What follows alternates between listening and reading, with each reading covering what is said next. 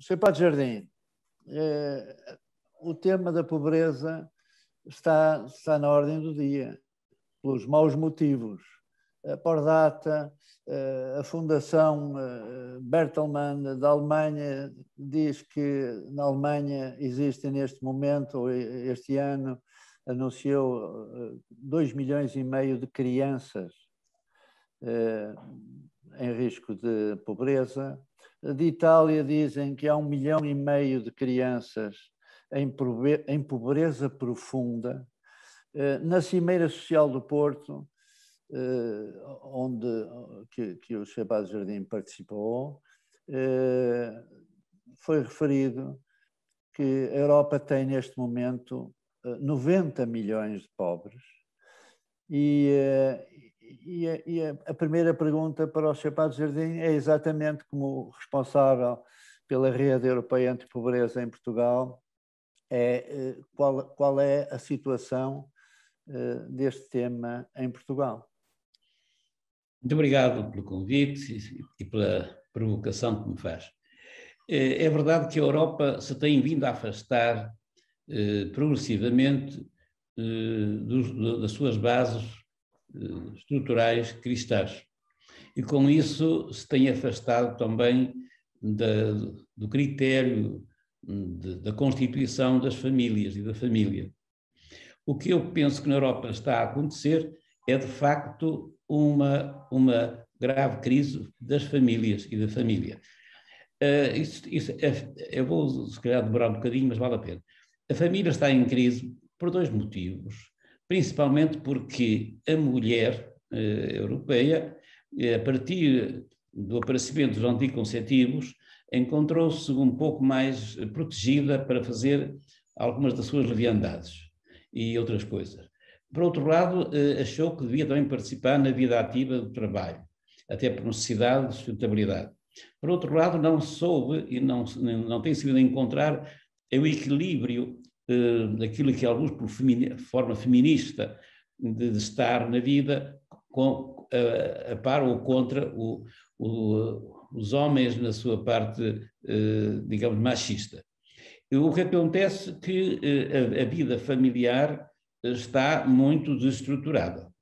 E, no meu entender, como presidente da rede, eu diria que não temos crianças pobres, temos crianças que nascem numa família pobre ou numa família desestruturada. Porque as crianças não surgem, nem Cristo surgiu fora de uma mulher e de um ambiente familiar. Portanto, a criança tem um conjunto que o rodeia, bom ou mau. E por isso o que está mal na Europa são as famílias. E, por exemplo, falou da Alemanha.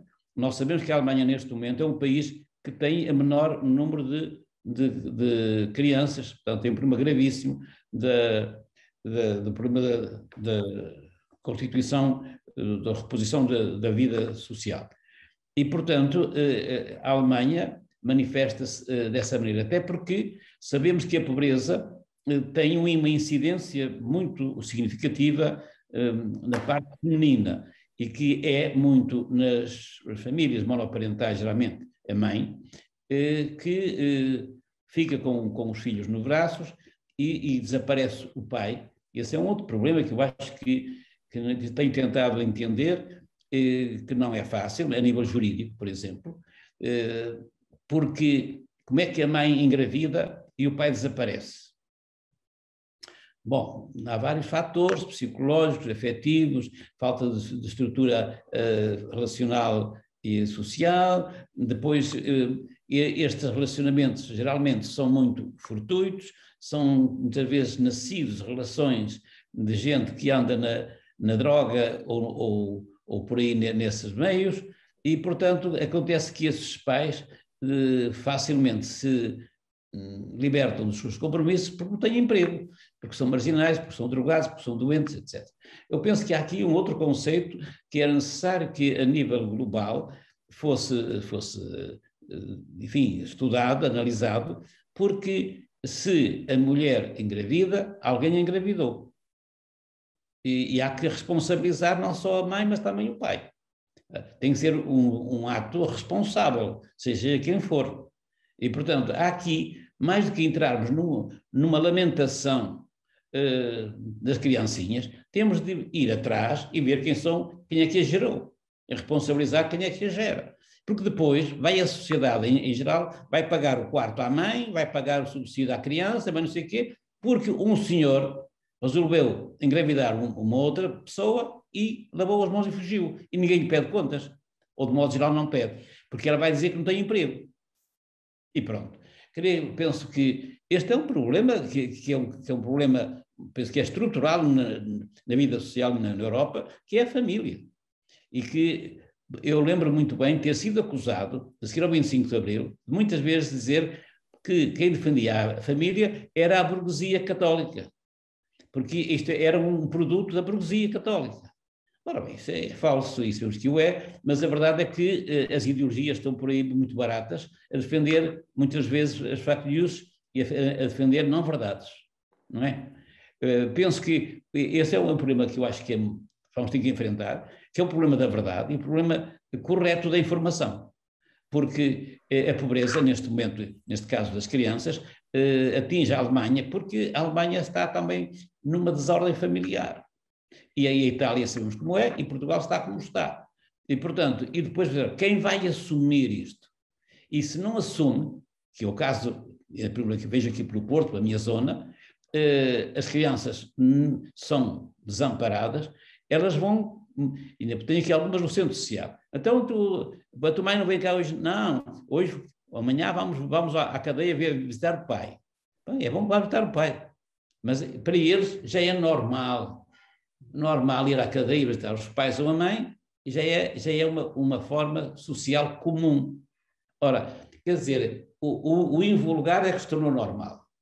E é esta postura que existe, é uma degradação. Portanto, temos de pensar num estatuto social e repensar os valores sobre os quais a Europa quer estruturar a sua sociedade. Porque, se vamos à China, a China estava baseada no budismo ou no shintoísmo. Vamos à Índia, depois é sobre o hinduísmo. Vamos à Europa, é baseada no euro. Ora, quer dizer, se não são os valores humanos que são subjacentes à construção de uma sociedade, esta sociedade naturalmente vai ruir. E é o que estamos a assistir. Não há valores os valores que foram as bases do nascimento da Europa e desta sociedade ocidental humanista, estão postos em causa pelas políticas que têm seguido não só a Europa, mas o Ocidente. E, portanto, o que está em causa, no meu entender, não é apenas remendar o Ocidente, que isso não vai correr, o que diz o Evangelho, pá novo em peça velha, o buraco ainda é maior.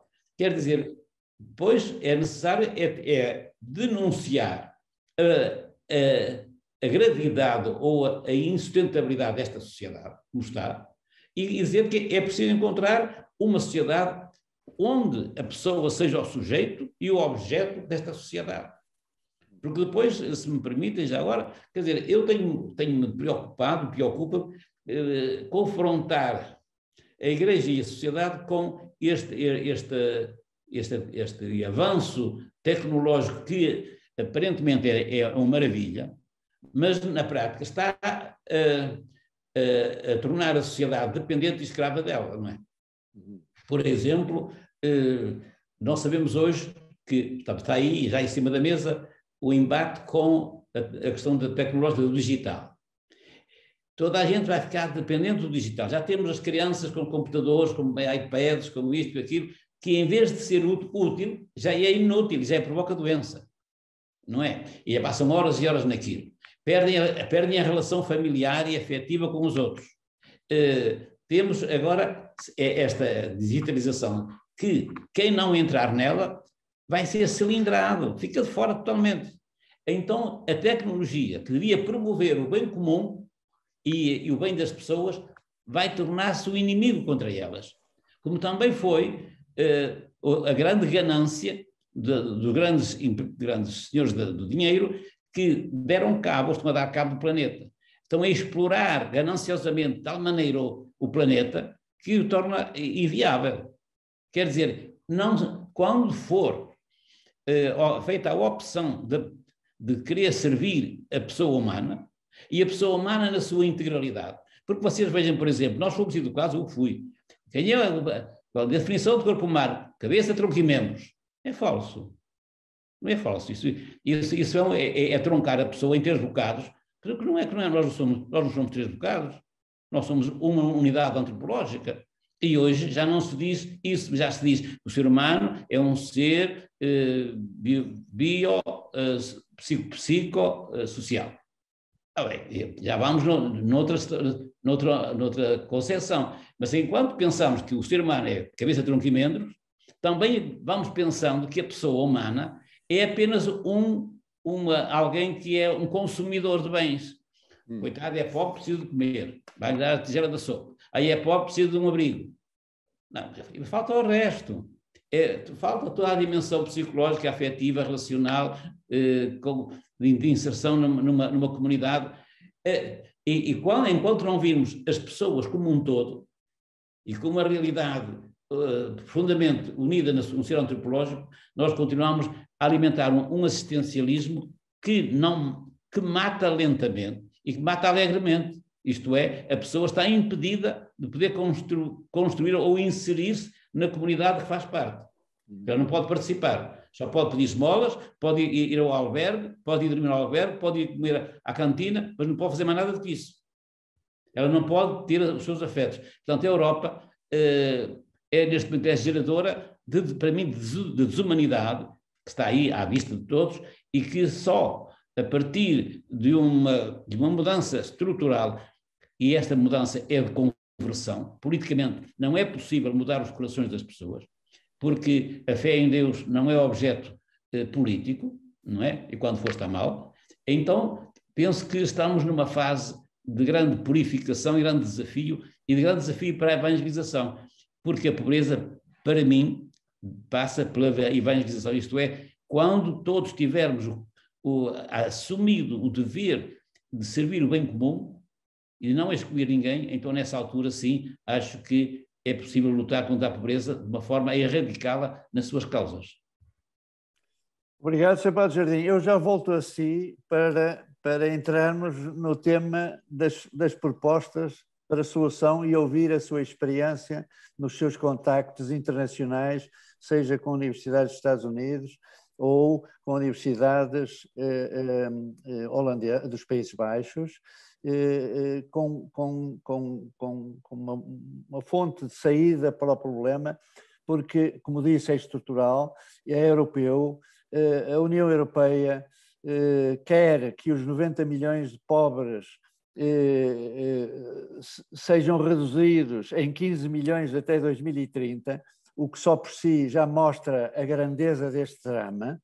Mas eu queria perguntar ao João Pedro, o que é que mais o preocupa no tema da pobreza?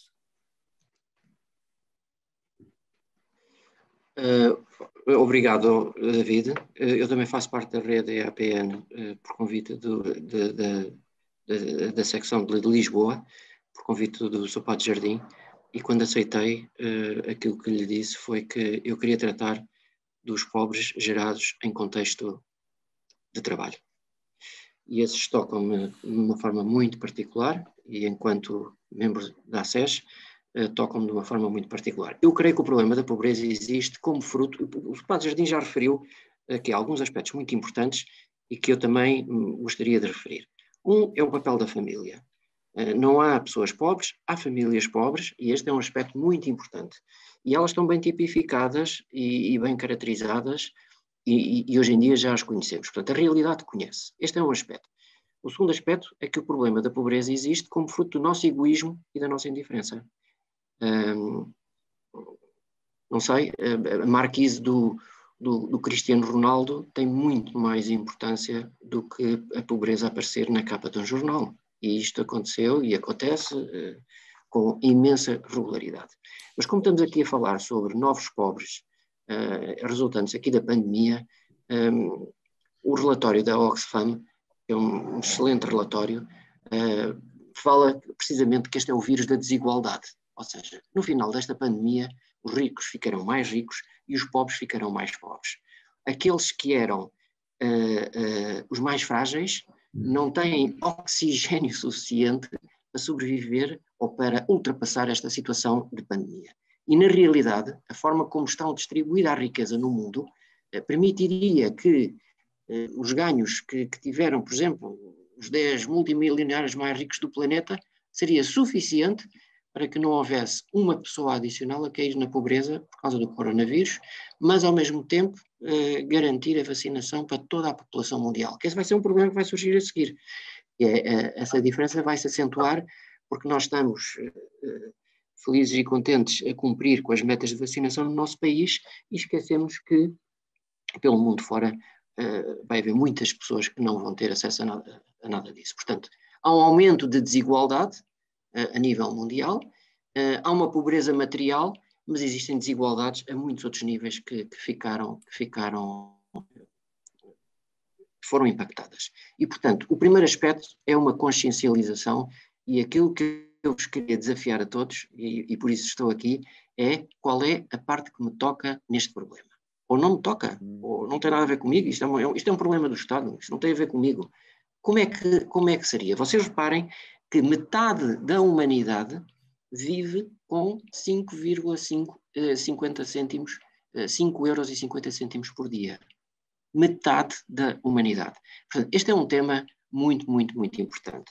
Depois também tivemos o relatório da Fundação Francisco Manuel dos Santos, que juntou rostos à frieza dos números, analisou situações concretas, realçou o tema da família, reportou quais são os mais fracos, que são os menos qualificados, aqueles que têm crianças ou ascendentes, famílias monoparentais, e referiu que a pobreza em Portugal é genética. Passa de pais para filhos e entre crianças é absolutamente ampla. E este é um tema que é um segundo tema, que é a nossa sociedade não tem capacidade de retirar estas pessoas da pobreza. De novo, qual é a minha responsabilidade nisso?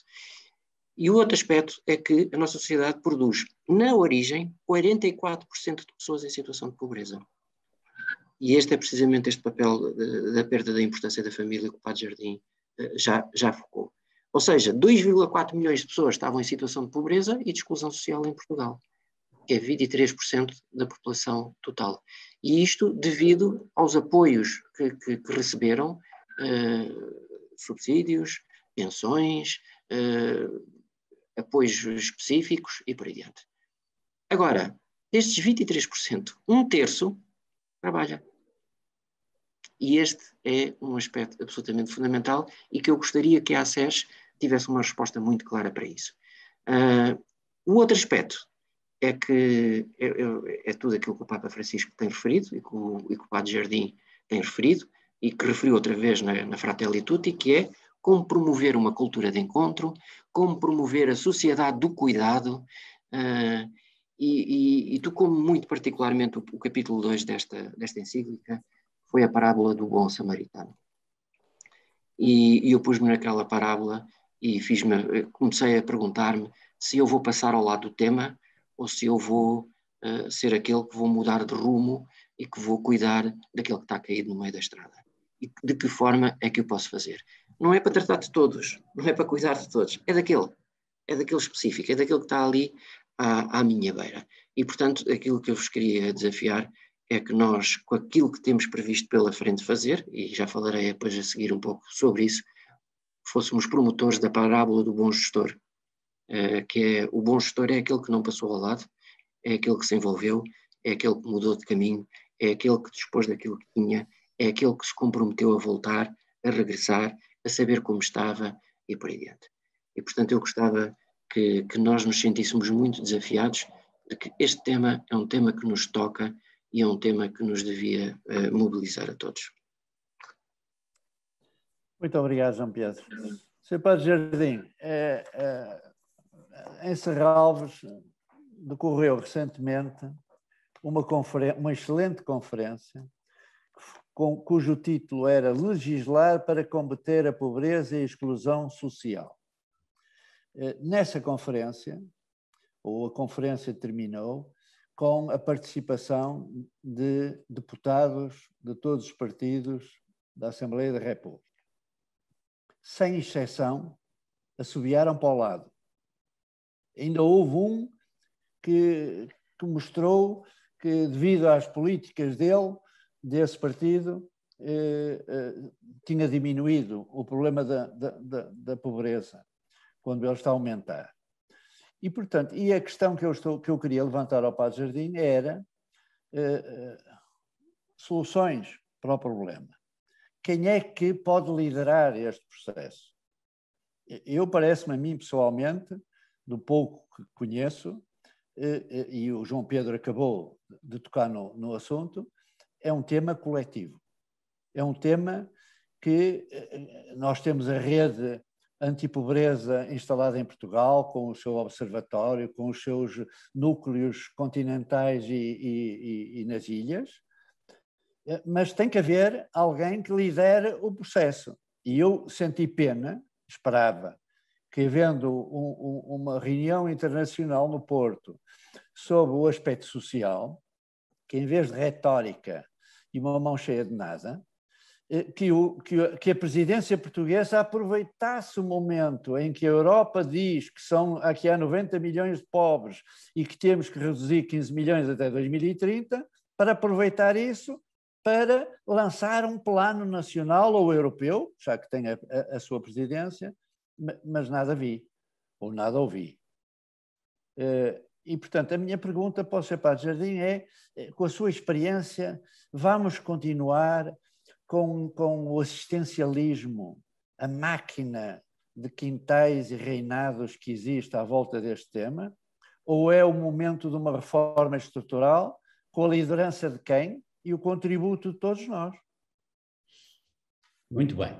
De facto, a minha experiência no contacto com os partidos da Assembleia da República, um por um lá, é desolador. Porque ninguém está interessado no bem comum. Esse é um denominador comum. Fizemos algumas audições lá no Senado, com os partidos presentes, e no último eu perguntei-lhe, e entre vocês aqui presentes, não é possível um mínimo comum de luta contra a pobreza em Portugal? Não foi. Não foi, e o desinteresse é brutal. Outros é até a ignorância, às vezes. Não querem. Há um outro partido que às vezes acha que, ou achou que eu era comunista, e portanto também não me ouviu. Isso é um padre comunista, não vale a pena ouvi-lo. Bom, porque isto é tudo um bocado estranho. Entretanto, nas conversas que fui tendo com o Presidente da República, o Marcelo Rebelo de Sousa, falávamos disto, e eu disse, o senhor ainda desfia nos partidos. Eu disse, eu vou fiar, é o que temos, não tem mais nada a fazer. Eu disse, depois, olha, o senhor vai ter em conta que a Assembleia da República se vai esfarelar, aquilo vai multiplicar-se em pequenos partidos, e quanto mais partidos houver, menos vai ser fácil o entendimento. Portanto, o senhor, se quiser avançar em Portugal, não pode contar muito com a Assembleia da República para isto. O senhor deve contar e procurar buscar a sociedade civil. E eu fiquei embaraçado porque não sabia como é que ia pegar na sociedade civil. E tenho criado alguns grupos no Porto, Lisboa, Aveiro, Braga e Funchal. Mas não está a ser lento, mas vamos ver se é por aqui.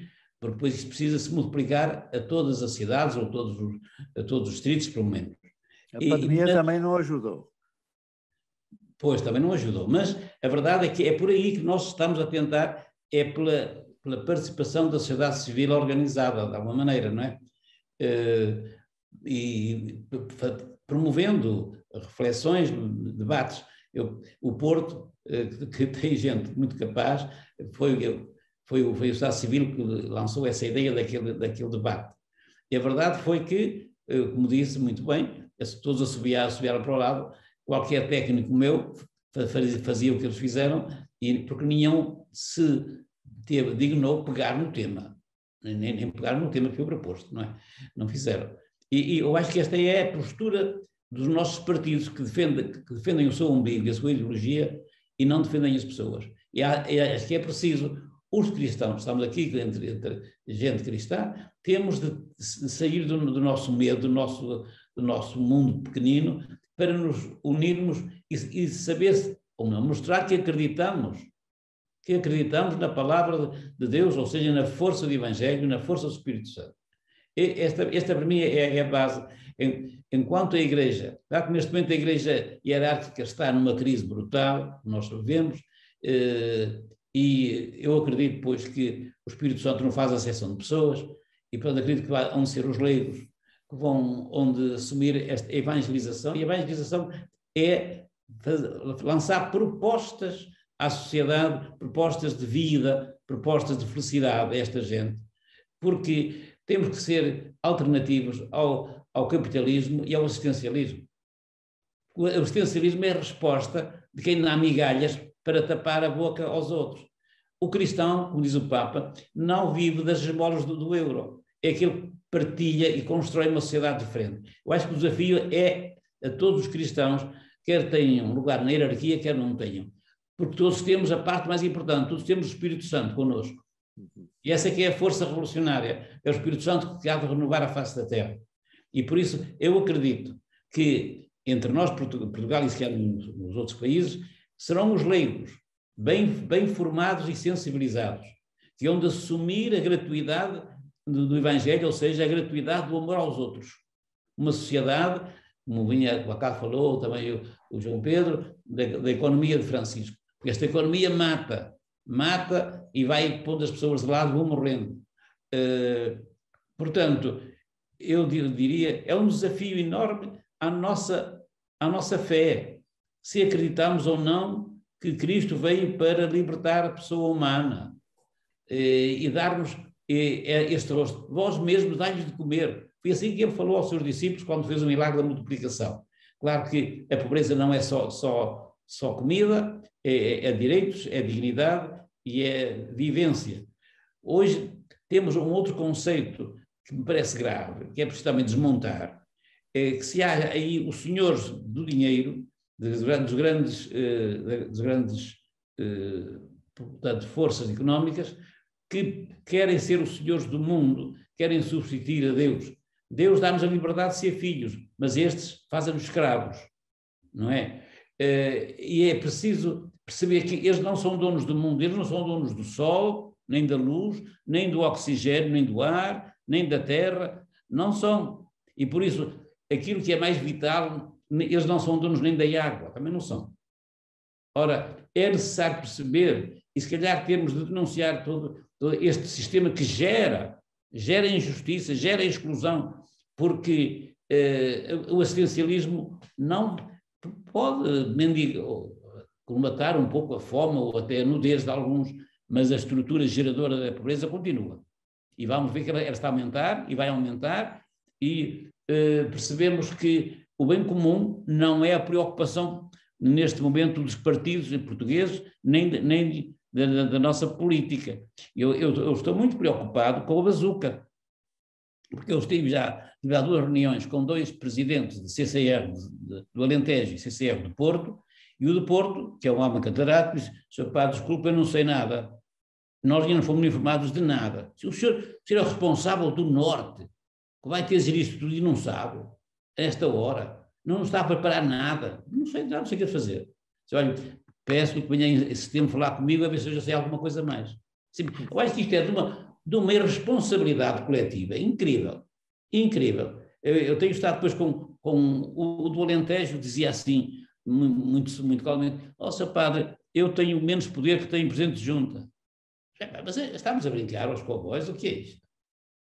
Isto é só conversa, porque depois eu vou percebendo que toda a gestão da bazuca está na mão do primeiro-ministro. E ele não dá falar com ninguém. Eu sei disto pelas próprias ministras. Me disseram. Eu disse: "Então, o seu ministro é com ele." "Rapaz, isso está na mão do primeiro-ministro, é com ele. Ora bom, esta centralidade é tal que não é possível depois chegar às realidades que precisam mais. Eu vou ter para a semana um encontro com 14 municípios transmontanos. Aquilo é de fugir, dada, enfim, eles sentem-se abandonados, sentem que não são ouvidos, não sabem como participar. assim, pá, mas isto estamos a construir o quê? Estamos ao serviço de uma ideologia, ou de ideologia só. Portanto, eu acho que é necessário nós acordarmos todos para construirmos uma sociedade justa para todos, onde todos possam viver, onde o bem comum seja base. Porque ele disse há bocado o João Pedro, é verdade, tudo isso depois é alimentado e é gerido pelo fator do egoísmo, por esta miséria egoísta que faz com que cada um viva só para si. E de tal maneira este egoísmo ligado a esta forma capitalista, onde todos são explorados, então cada um tenta se arriscar-se como pode, rouba o mais que pode. É a lei do rouba, não é? Rouba tudo. Ora bem, não confiamos uns nos outros e depois não estamos interessados uns nos outros. De facto, há aqui uma circunstância global e plurifacetada que uma intervenção não pode ser apenas numa linha, tem que ser abrangente para poder transformar a mentalidade e a cultura. Isto é uma cultura nacional que eu estou já bastante, às vezes, cansado de bater coisa na parede, porque eu sempre esbarro com esta barreira do egoísmo, da ideologia e do desinteresse. Portanto, à vida dizia um pessoa mais honesto, seu pai dá a perder o seu tempo. Se perder um período, não estou. Vai semeando e alguma coisa vai ficando e vai surgindo aqui a colar pessoas que vão sendo sensíveis, como está aqui o caso. Mas é um trabalho que só é feito na base da fé. Para mim, já há bocado me perguntava um jornalista, Sr. Padre, porquê é que o senhor luta assim? Sim, eu luto porque esta é a minha fé. Porque, de outra maneira, então vai ver a curto prazo. Assim, o meu prazo, não sei se é daqui a 1000 anos que vou ver as coisas, não sei. A mim não me importa, eu tenho de colaborar no projeto de Deus e não no meu. É o projeto de Deus que eu devo entrar e é aqui que devemos pôr a nossa fé a funcionar. É nesta intervenção em que eu participo no projeto de Deus, na vontade de Deus, que seja feita a sua vontade, que o amor de Deus seja acolhido por todos e que todos o sintam através de mim. O Sr. Padre Jardim falou na bazuca, mas eu lembro que também está em perspectiva, pelo menos institutos económicos europeus apontam para essa grande possibilidade, a que chamam o tsunami. E o tsunami é quando os layoffs e as moratórias acabarem, assistirmos a uma avalanche de insolvências. Portanto, se o problema é grave hoje, a previsão de gravidade vai aumentar consideravelmente no curto prazo. O que eu percebo das suas palavras é que a sociedade civil que tem estado recatada será um dos polos de iniciativa para levar os decisores políticos, porque me parece que quer dizer, que tem que ser o governo, quiçá a nível nacional, através das autarquias, não sei qual é a sua opinião sobre isso, e depois apoiada nas empresas, na rede antipobreza, nas instituições de voluntariado e apoio que existem hoje, e muitas a trabalhar muito bem, não é? Sem dúvida. Eu acho que, de facto, a sociedade civil precisa se reorganizar e é necessário encontrar, ou nós mesmos da rede, recriar o conceito de rede. Temos estado muito no terreno, se calhar temos de abrir isto a outro tipo de participação, onde a sociedade civil denuncie e assuma junto do poder, porque não vai ser de outra forma. Porque eles sempre empurram ou assobiam, de modo geral, só têm o seu interesse do seu poder. Eles querem poder local, querem o seu poder. E, portanto, por aí não vai. Ora, creio que o Disse falou da questão das câmaras. As câmaras vão, possivelmente, a partir deste ano, do ano que vem, assumir competências de transferência do poder central para as câmaras. Mas as câmaras também só vão poder realizar aquilo que lhe for passado, for responsabilizado e as verbas adequadas. Muitas das câmaras não estão preparadas nem estão sensibilizadas para isto, não é? Porque depois é preciso trabalhar em rede, tem que trabalhar com o Ministério da Saúde, o Ministério da Educação, a Habitação, a Cultura, porque nós temos até aqui entre nós um conceito de cultura que é só para as elites. Os outros não têm direito a ter cultura nenhuma.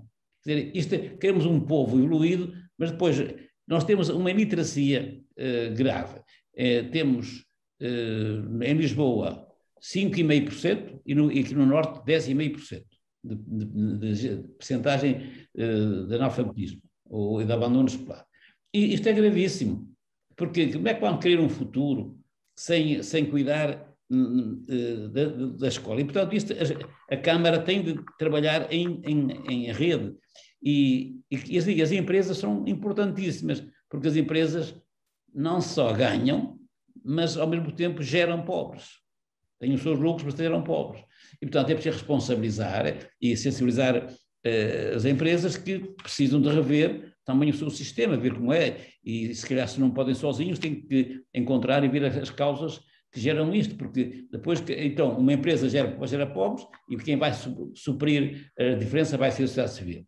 Isto não pode ser, há aqui uma falta de coerência nesta organização nacional que precisamos de rever. Eu apelava a que, principalmente as pessoas reformadas, e que há muitas neste país e com muita competência e muita experiência, pudessem dar umas horinhas por semana, unir-se às organizações do seu território e, ainda que fosse de uma forma de assessoria, se não quiser mais compromisso, uma assessoria nesta ou naquela matéria, ajudar eu falo da rede, eu não tenho técnicos, mas não tenho técnicos que sabem de todas as matérias, não é possível. Mas se houver, e há gente competente, que está reformada e que está um pouco já mais liberta do trabalho, poder dar o seu contributo como voluntário, dar umas horas por semana, juntar-se com mais uns colegas e fazer aqui não só um lobby local, como também participar como assessores destas instituições. O voluntariado também aqui tem um papel, acho que importantíssimo, e temos também de os incentivar. Excelente ideia, Padre Jardim. João Pedro, o que é que tem a dizer sobre este desafio do Padre Jardim em relação ao mundo empresarial a entrar na contribuição para a solução deste drama? Já o tinha dito, eu gosto muito de ouvir o Padre Jardim e pelo grande exemplo e testemunho que dá, porque é um lutador que dedicou a vida toda a este tema. E é um maratonista, um homem que não desiste, mas que muitas vezes se sente só, e por isso também nos cabe aqui uma responsabilidade de o apoiar e de lhe dar ânimo, e essa responsabilidade é de cada um de nós, dos que aqui estamos. Estamos aqui e sabe que pode contar comigo, Padre Jardim. E estamos aqui líderes empresariais e, portanto, nós temos cabe-nos um papel muito especial, um papel muito particular, muito ativo, e esse é um aspecto que é absolutamente determinante. E eu concordo com muito o que o Padre Jardim disse, o assistencialismo não é transformador, tem que ser a sociedade civil que tem recursos, mas que não tem recursos ilimitados. Nós temos que fazer muito mais com menos recursos, mas temos que o fazer. E temos que ser agente de transformação, temos que ligar pontes. Aqui temos que nos ligar. Olha, vou-vos dar um exemplo. Numa cultura de encontro, como o Papa Francisco fala e promove, o público e o privado não estão de costas voltadas, estão unidos para o bem comum. E é precisamente isto que o Padre Jardim acabou de fazer, de referir. O rico e o pobre também estão unidos para esse bem comum e procuram ser solidários e ajudar e por aí adiante. E, portanto, eu vou voltar aqui um bocadinho ao princípio, que é, temos que o fazer com as famílias, e gostava de apresentar o que é a proposta da ACES relativamente a este tema. Pode ser? Posso só trazer aqui um par de slides? Então, João Pedro, eu depois também gostava de dar uma palavra, por favor. Está bem, vou só fazer esta breve apresentação. Vocês estão a ver que nós vamos promover uma ferramenta, que é um semáforo, e este semáforo é um meio, não é um fim. Não é esta ferramenta que vai combater a pobreza. mas vai ser o meio necessário para o fazer. Já temos várias entidades ligadas, estão a ver, várias fundações que estão a apoiar, várias universidades, e temos aqui a própria EAPN presente a apoiar. Como é que nós nos propomos fazer? Nós temos, basicamente, 3 fases. Uma, tornar visível o invisível, que é conhecer e medir a realidade e intervir em cada empresa. Nós queremos propor aos líderes empresariais fazerem uma semaforização da pobreza das famílias. Este é um dos resultados deste período de pandemia. É que um dos stakeholders é a família. Já não são só os colaboradores, é a própria família. Portanto, queremos fazer esta semaforização, perceber quais são as famílias pobres que estão no verde, no amarelo e no vermelho e quais são as circunstâncias. Esta informação tem que ser sanitizada de alguma maneira. Isto não é para expor a família. O próprio líder empresarial não irá conhecer que a família Tavares está numa situação de pobreza, mas irá conhecer que há uma família de um colaborador seu que está em situação de pobreza e que, portanto, precisa de uma assistência muito específica. Portanto, nós queremos tornar visível o invisível no mundo do trabalho. Reparem que não estamos a corrigir a montante. Há todo um tema a montante que é porque é que esta sociedade gera 44% de pobres. E nós temos que denunciar essa situação e perceber que temos que atuar de outra maneira. E, portanto, que este modelo, como o Padre Jardim disse, não é viável para o futuro. Estamos a comprometer o futuro dos nossos filhos com uma sociedade como esta. E, portanto, nós temos que mudar isso. Mas isso é montante. Não devemos deixar de o falar. Aqui estamos a jusante. Estamos no mundo empresarial e no mundo das empresas. E, portanto, queremos aqui envolver líderes empresariais, queremos envolver cada um de vocês neste aspecto. A segunda fase é tornar possível o impossível, que é potenciar a intervenção da rede de resposta social. Isto não é a missão base da ACES. A missão da ACES é levar adiante este tema, trazê-lo como uma história positiva. Como dizia a amada Teresa de Calcutá, eu só trago algumas gotas para o oceano da bondade, e, portanto, nós temos de trazer as nossas gotas e temos de trazer a parte que nos toca e transmitir essas histórias positivas, e eu acredito que o vamos fazer. E numa terceira fase, tornar acessível a todos as melhores práticas, os ensinamentos da intervenção e por aí diante. Esta é uma ferramenta mundial, já foi aplicada múltiplas vezes, e o que é que, eu vou passar por cima disto porque é uma explicação relativamente ao que é que esta ferramenta faz, e esta metodologia o que vai fazer é desconstruir a complexidade da realidade pessoal em problemas concretos, pequenos e de possível resolução. E é aqui que vão intervir um ecossistema de entidades com quem nós já estamos a contactar para resolver um problema. Há um líder empresarial em Lisboa que diz: eu estou disposto a fazer esta avaliação, e detecta que há uma família de um colaborador seu em Almada que não tem acesso a cuidados de saúde, ou que não tem acesso a apoios escolares, ou o que quer que seja. Nós temos que ir ao terreno e ver em Almada quem são as instituições que podem suprir as necessidades desta família, tem que ser protegida, e esta transformação tem que surgir a partir da família. E, portanto, é assim que nós temos que atuar.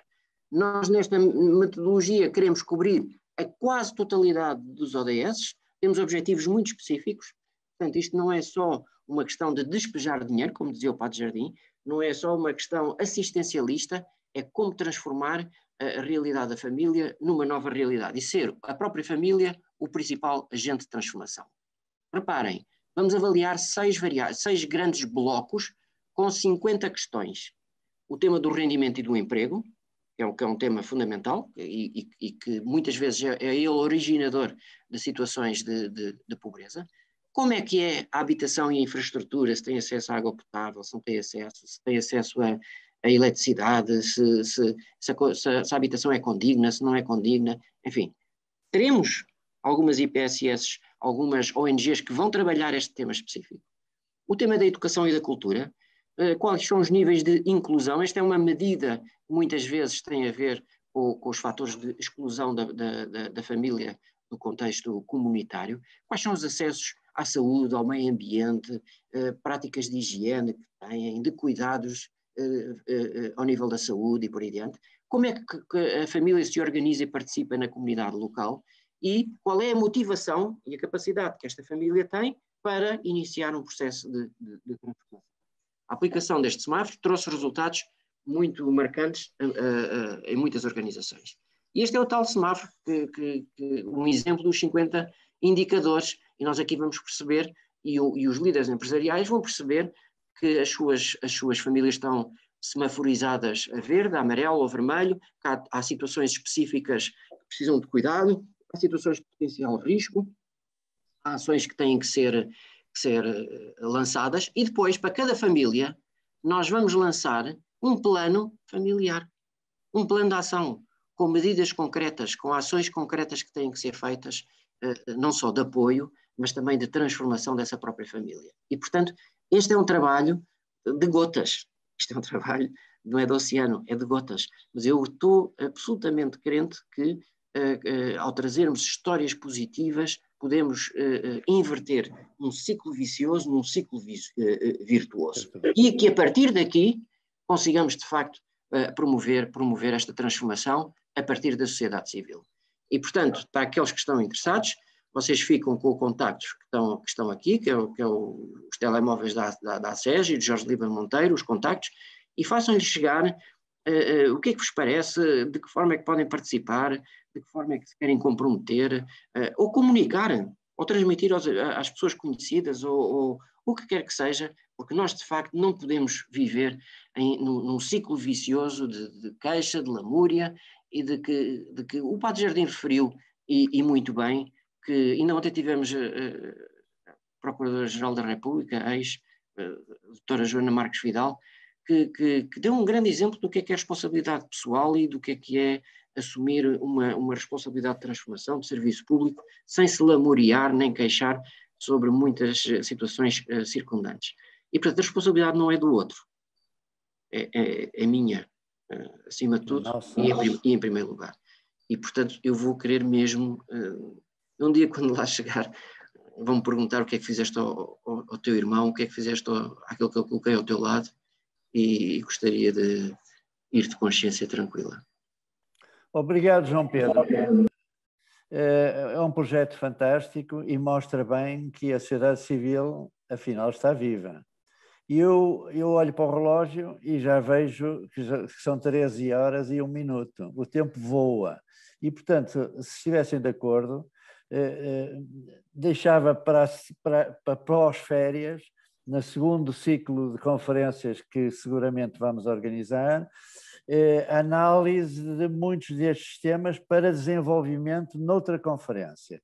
E tomava a liberdade de pedir ao Sr. Dr. José Roquete, grande amigo da ACES, o homem do Código de Ética da ACES, para pôr as questões e formular de uma forma final uma perguntinha ao Sr. Padre Jardim e ao João Pedro.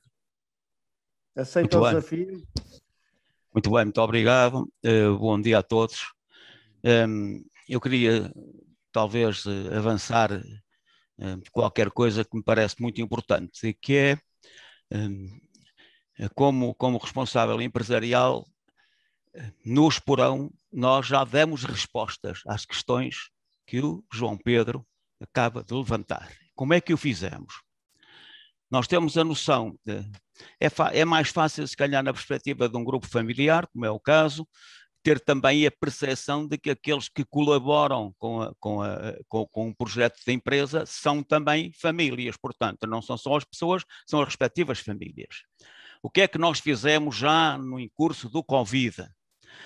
Inclusivamente também como consequência de encontrar, enfim, alguma resposta quanto ao teletrabalho, relativamente a condições que em casa daqueles que ficavam em teletrabalho podiam implicar necessidades de alterações. Hoje em dia, contratamos uma empresa multinacional, entre as várias disponíveis, posso dizer que se chama Pulso, PULSO, que detecta e recebe todas as informações relativamente à situação específica de cada um dos colaboradores do Esporão e das suas famílias, que dá o apoio tanto para os pais ou avós, como para os filhos, relativamente aos problemas que possam surgir e que são bastante graves, temos a perfeita consciência disso, porque alguns podem, por condições específicas das respectivas famílias, viverem no limiar da pobreza, nomeadamente, enfim, no Alentejo e talvez mais aqui do que propriamente no Douro ou no Minho, onde o Esperão também está presente. Devo dizer que estas respostas incluem a assistência em termos não só de saúde, porque isso já está garantido e está coberto, mas a extensão dos cuidados de saúde, tanto para ascendentes como para descendentes. Concretamente, contratação de advogados para resolver problemas de contencioso que possam existir dentro do agregado familiar. O apoio em termos concretos nas relações com os departamentos públicos, repartições públicas, etc. Isto para dar ideia da abrangência que isto implica. A Pulso não resolve por ela o problema específico, mas detecta e depois tratamos de encontrar as melhores soluções para isto. Eu acho que isto pode ser, em continuidade, uma resposta a muitas das questões que o padre Jardim levantou. E é uma coisa que queria acabar dizendo, que uma civilização que põe os valores materiais ou o bem-estar acima da dignidade das pessoas vai perder ambos. Isto historicamente é absolutamente autêntico. E queria pedir, por fim, ao padre Jardim, por favor, não desista. Muito obrigado, um bom dia a todos. Obrigado. Obrigado. Obrigado. Sr. Padre Jardim, quer fazer o ponto final da nossa conferência? Eu só peço desculpa que há bocado não respondi à sua interpelação da Universidade de Boston, nem dos holandeses, mas agora... O tempo voa. Eu também, antes de dar a resposta, também queria lhe dizer o seguinte, que recentemente a Universidade de Harvard, através dos seus cientistas sociais, chamou a atenção para o ambiente em que vivem as crianças, nomeadamente as que crescem na pobreza e os efeitos continuados ao longo da vida. Em estudo recente, afirma que é tempo de se abrir o que chama a black box da pobreza. Exatamente.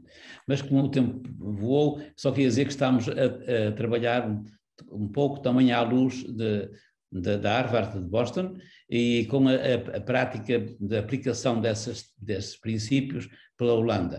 Quer dizer que a rede europeia tenta estar na vanguarda em Portugal e sei que o Ministério do Trabalho e Solidariedade já nos pediu os contactos de Boston para também fazer contacto direto e acho que isso era bom que se o Governo e os governantes quiserem informar diretamente pelas universidades. Eu termino dizendo que foi com muito gosto que participei neste diálogo, de facto o tempo voa, mas fico satisfeito pela forma dinamizada e sensibilizada com que os que participaram, certamente muitos mais podiam participar. Queria depois agradecer o estímulo também para trabalhar nesta área enquanto Deus me der saúde e coragem, e queria contar com todos vós, porque é Deus quem o pede, não sou eu, que nos unamos todos para que a missão do bom samaritano, como falava o João Pedro, possamos realizar discretamente, gratuitamente, mas com muita confiança de que a boa semente dará fruto abundante e que não temos que esperar o tempo de Deus. O tempo de Deus não é o nosso tempo e os frutos das obras de Deus não são os nossos. Temos de nos colocar na perspectiva da fé para que a transformação do mundo se realize como Deus o quer fazer. A vontade é dele e nós estamos ao seu serviço. Obrigado. Obrigado nós. Por mim, cabe-me agradecer aos convidados, cabe-me agradecer a presença de todos os participantes, desejar um bom almoço, votos de muita saúde, para os que vão de férias, boas férias, e seguramente que vamos voltar com novas conferências na segunda metade do ano. Não sei se o Jorge ou o João Pedro querem dizer mais alguma coisa. Pela minha parte, só agradecer e desejar-vos a todos um bom caminho. E estamos juntos neste caminho, está bem? Obrigado. Não se esqueçam da parábola do bom gestor. Obrigado a todos e até à próxima. Obrigado. Até breve, obrigado. Até breve.